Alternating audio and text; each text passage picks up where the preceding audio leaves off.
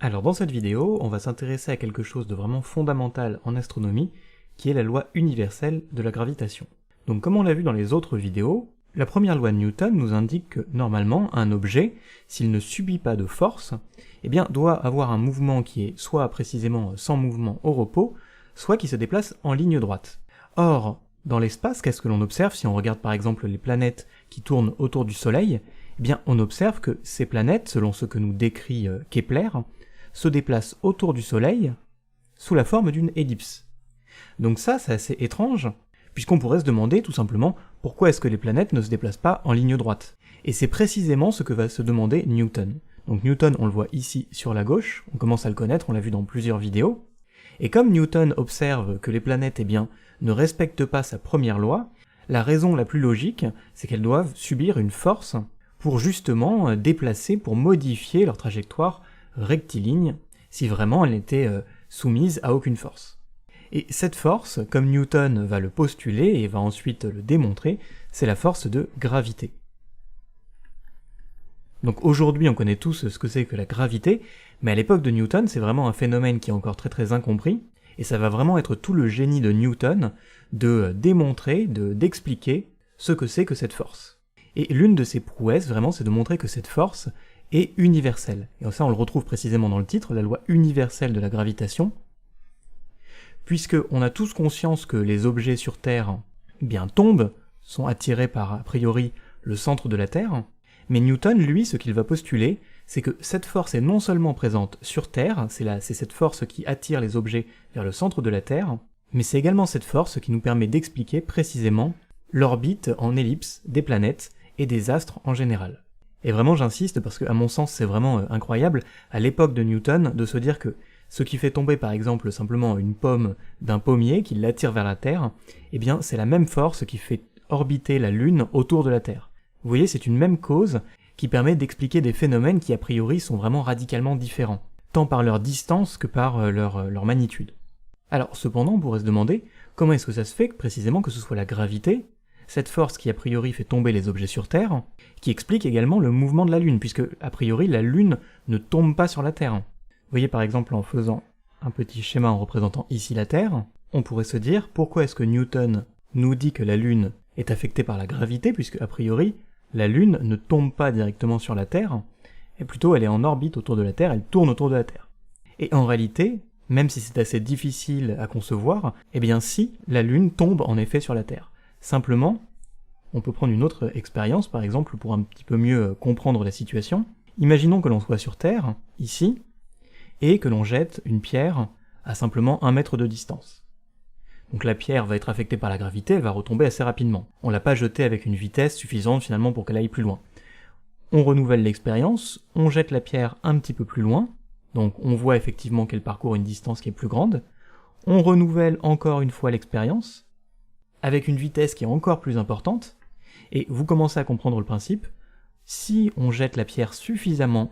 rapidement, eh bien finalement la pierre ne va jamais avoir le temps de retomber sur Terre, et c'est exactement ce qu'il se passe avec la Lune. La Lune se déplace à une vitesse qui est suffisamment importante, et elle est suffisamment éloignée pour qu'elle ne tombe pas directement sur Terre, mais simplement qu'elle orbite autour de la Terre. Donc en réalité, en effet, la Lune tombe sur Terre, simplement elle tombe à une vitesse et depuis une distance qui est suffisante pour qu'elle ne tombe jamais véritablement à la surface de la Terre. Donc ça c'est déjà une prouesse en quelque sorte de comprendre conceptuellement ça, mais Newton il va aller encore plus loin et il va montrer mathématiquement ce que c'est que cette force de gravité. Donc on va descendre un petit peu pour voir plus précisément ce dont il s'agit, et on va écrire tout de suite la formule de la force de gravité. Donc F gravité, la force de gravité, c'est égal à grand G. Grand G c'est une constante, c'est-à-dire c'est un nombre. On verra par la suite un petit peu plus précisément ce dont il est question, mais ici simplement voilà, retenez qu'il s'agit d'un nombre qui modifie un petit peu le calcul, mais vraiment la partie la plus intéressante de l'équation, c'est ce qui va suivre. Donc c'est grand G, qui est multiplié par la masse d'un objet, multiplié par la masse d'un autre objet, puisque la gravité affecte toujours 2 corps, et qui est divisé par le rayon au carré. Donc ici par exemple, M1, ça peut être la masse de la Terre, M2, ça peut être la masse de notre corps, Et le rayon au carré, c'est la distance entre la Terre et notre corps.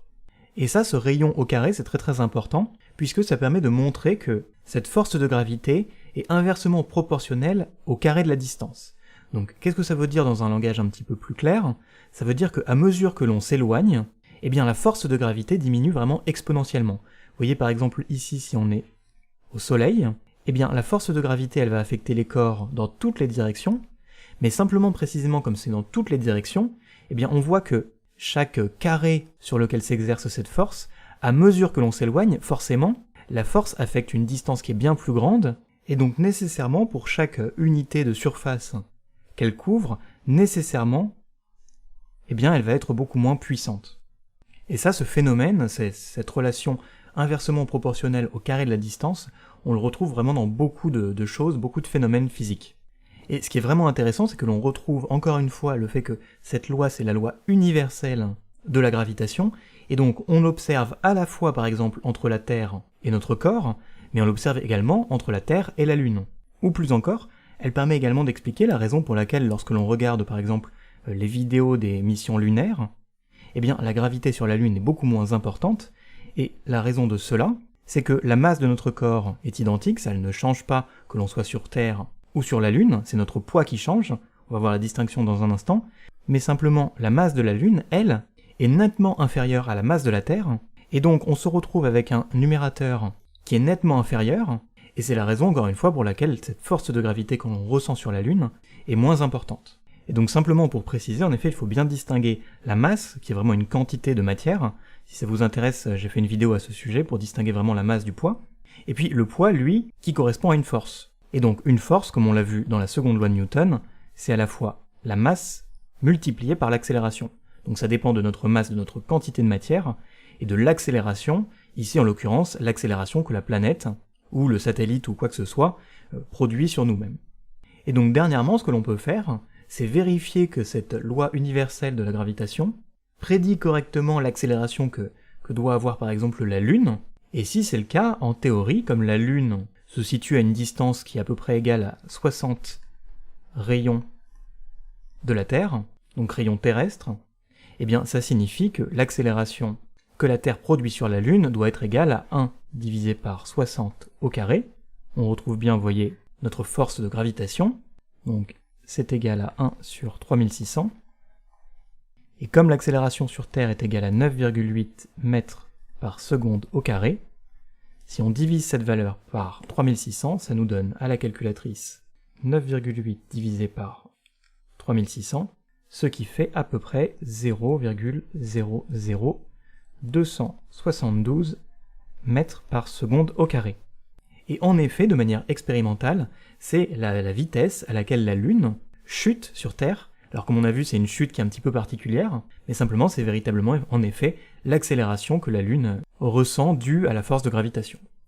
Donc voilà, on en a terminé avec cette loi universelle de la gravitation, j'espère que ça aura pu vous intéresser. Si c'est le cas, n'hésitez pas à laisser un j'aime et à vous abonner, et puis on se voit dans une prochaine vidéo.